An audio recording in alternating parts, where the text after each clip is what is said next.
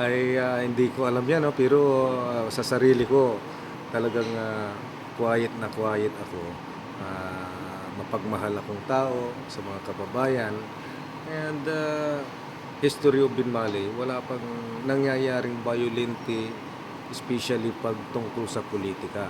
So ang mga sinasabi nila na gano'n, basta kino-concentrate ko lang po yung, trabaho dito sa munisipyo, lahat ng magandang gagawin po natin itutuloy po natin, i-implement natin ng maganda and yun lang, ang tao lang ang, sasabi kung maganda ang ating ginawa o hindi. So, siguro yung mga nagsasabi na sabi nila walang nagagawa si Mayor Enzo, mamaya na lang siguro, tignan na lang natin. Ayaw ko rin magsabi na mayroon akong nagagawa. Tignan niyo na lang kung ano ang, pagbabago talaga sa bayan ng Limanan.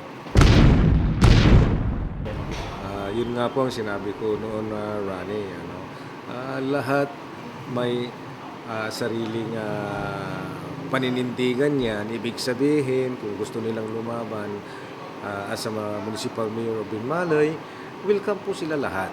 Kasi tao lang naman ang, makapagdedesisyon diyan, ano. Hindi naman kaming mga politiko. Mga tao dito sa bayan ng Binmaley ang makapagdesisyon kung sino ang itatala nilang mayor, kung sino ang deserving na mayor ang, mapupunta dito sa munisipyo. Alam din ng lahat ng mga tao dito 'no, may iniwanan si former Mayor Sammy Rosario na projects na nakatiwangwang po diyan, yun yung, triangle at saka yung fish center po namin dito sa bayan ng Binmaley.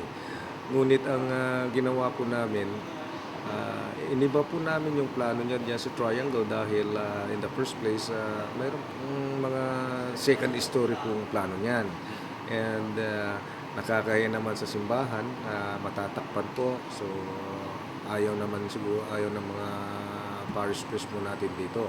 So, ginawa po nating simple, yung parang park. So, mas maganda po yan. At tapos yung sa harap ng hospital, yung Centennial Park na tinatawag, yun po yung talagang ginastusan po naming pamilya yan na pinakita namin na kahit kulang ang pondo, gagawa rin kami ng sarili naming, gastos na proyekto, which is, marami ring, magbe-benefits diyan, lalong-lalo na 'pag, time ng, simba 'no.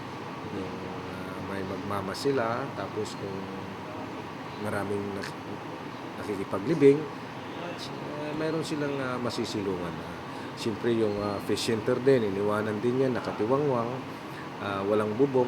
Yun po din yung inaayos natin ngayon para sa kabutihan ng ating mga kababayan. Hindi magandang, proyekto niya, so iniba natin ang, design niyan. And yung fish center, yun tinuloy po natin, binubungan po natin, binigyan natin ng, ibang design din, dahil, poste, bakal lang ang nakikita po diyan nung, umalis po sila. So ngayon, sa awa ng Diyos, ay nabubungan din at, medyo maganda-ganda yung design. Yun nga po ang, gusto ko lang, sabihin sa ating mga kababayan dito sa bayan ng Binmaley, lalong-lalo na po mga parents ng ating mag-aaral, mga magulang. Sana po wag muna kayong, bumili ng mga school supplies natin, ng mga anak natin, lalong-lalo na sa kinder to grade 6, first year hanggang fourth year, public school naman po yun.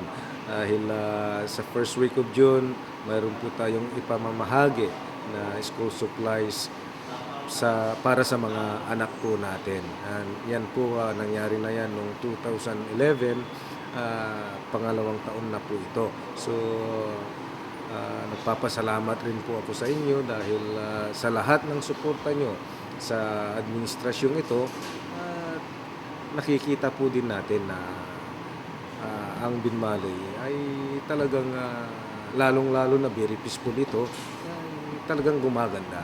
Marami ring nagsasabi yan pero mga tao ang nagsasabi, hindi naman ako.